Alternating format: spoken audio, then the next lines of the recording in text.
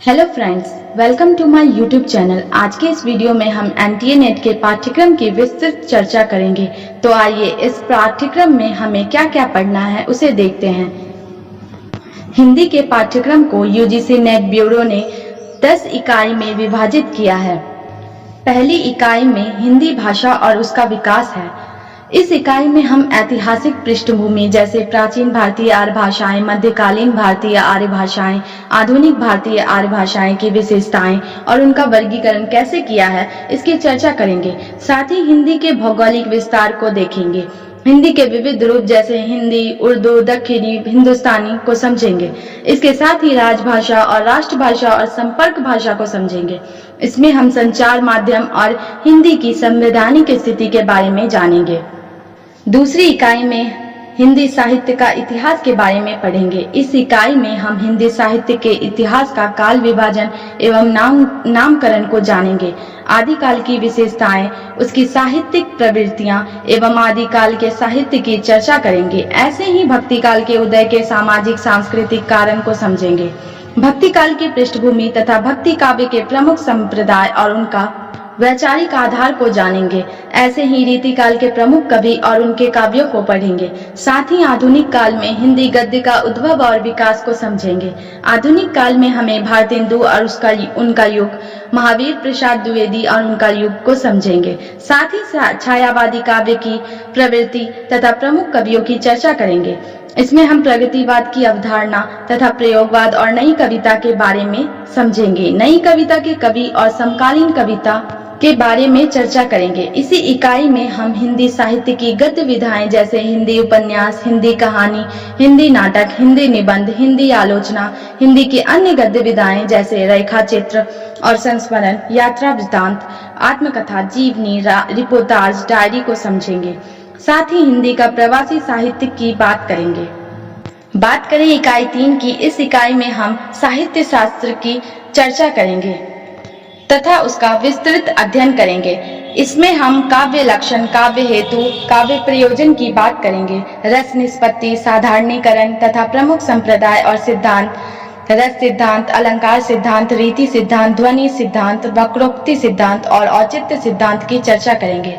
इसमें हम शब्द शक्ति, काव्य गुण, काव्य दोष को देखेंगे। साथ ही पाश्चात्य सिद्धांत जैसे अरस्तु का अनुकरण सिद्धांत, वर्ड्सवर्थ का काव्य भाषा सिद्धांत, कॉलरिज का कल्पना और फैंटेसी, टीएस इलियट का निर्वैयक्तिकता सिद्धांत, आईए रिचर्ड्स का मूल्य सिद्धांत, संप्रेषण सिद्धांत तथा काव्य भाषा सिद्धांत को पढ़ेंगे। बात करें इकाई 4 की, इस इकाई में हम वैचारिक पृष्ठभूमि की बात करेंगे। इसमें हम भारतीय नवजागरण और स्वाधीनता आंदोलन की वैचारिक पृष्ठभूमि को समझेंगे।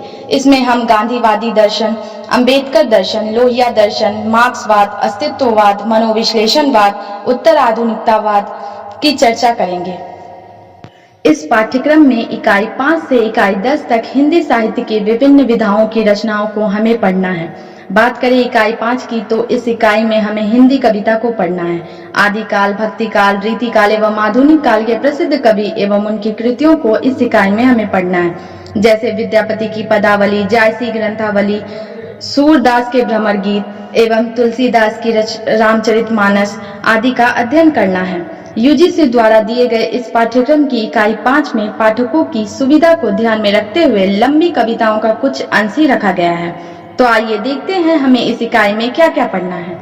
पृथ्वीराज रासो का रेवा तट, अमीर खुसरो की पहेलियां और मुकरियां, विद्यापति की पदावली, संपादक डॉक्टर नरेंद्र झा, पद संख्या 1 से 25 तक, कबीर, संपादक हजारी प्रसाद द्विवेदी, पद संख्या 160 से 209 तक, जायसी ग्रंथावली, संपादक रामचंद्र शुक्ल, नागमती वियोग खंड, सूरदास भ्रमर गीत सार, संपादक रामचंद्र शुक्ल, पद संख्या 21 से 70, तुलसीदास रामचरितमानस उत्तरकांड, बिहारी सतसई, संपादक जगन्नाथ दास रत्नाकर, दोहा संख्या 1 से 50 तक, घनानंद कवित, संपादक विश्वनाथ मिश्र, कवित संख्या 1 से 30 तक, मीरा, संपादक विश्वनाथ त्रिपाठी, प्रारंभ से 20 पद, अयोध्या सिंह उपाध्याय, हरिओद का प्रिय प्रभास, मैथिली शरण गुप्त का भारत भारती, साकेत का नवम सर्ग, जयशंकर प्रसाद का आंसू, कामायनी का श्रद्धा लज्जा ईरा सर्ग, निराला का जूही की कली, जागो फिर एक बार,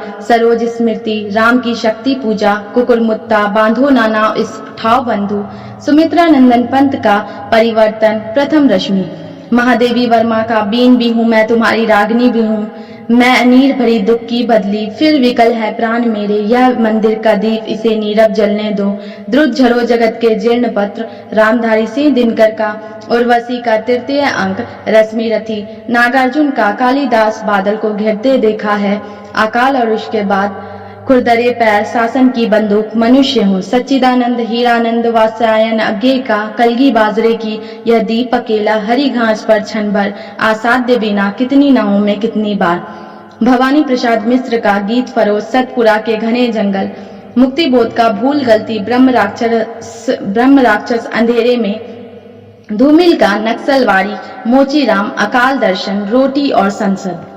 इकाई 6 की बात करें तो इस इकाई में हमें हिंदी का पहला उपन्यास, बहुचर्चित उपन्यास, आंचलिक उपन्यास आदि का अध्ययन करना है। तो आइए देखते हैं हमें इसमें कौन कौन सा उपन्यास पढ़ना है।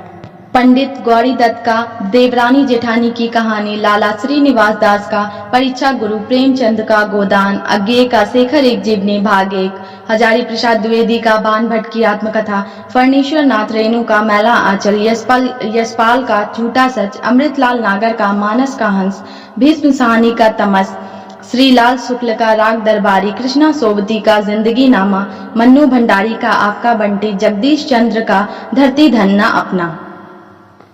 इकाई 7 में हिंदी की पहली कहानी एवं बहुचर्चित कहानियों का अध्ययन करना है, जैसे राजेंद्र बाला घोष की कहानी दुलाई वाली, चंद्रधर शर्मा गुलेरी की उसने कहा था आदि कहानियों को पढ़ना है। तो आइए देखते हैं हमें इसमें कौन कौन सी कहानियों को पढ़ना है।